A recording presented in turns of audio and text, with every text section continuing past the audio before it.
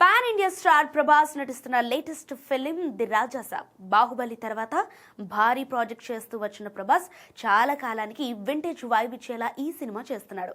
దీంతో రాజాసాబ్ కోసం ఆసక్తికరంగా ఎదురు చూస్తున్నారు రెబల్ స్టార్ ఫ్యాన్స్.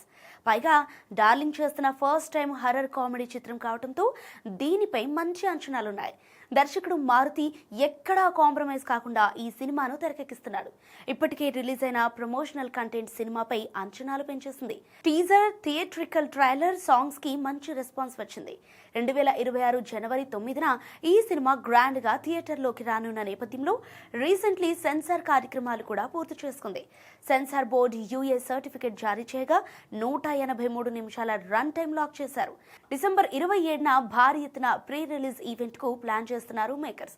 అయితే వేదిక విషయంలో క్లారిటీ ఇంకా రావాల్సింది. సో ప్రస్తుతానికి డార్లింగ్ ఫ్యాన్స్ ఈవెంట్ కోసం వెయిట్ చేస్తుండగా క్రిస్మస్ సందర్భంగా సర్ప్రైజ్ ఇచ్చారు మేకర్స్. ఇప్పటికే ఈ సినిమా నుంచి 2 పాటలు రిలీజ్ కాగా ఇప్పుడు థర్డ్ సింగిల్ ప్రోమో రిలీజ్ చేశారు.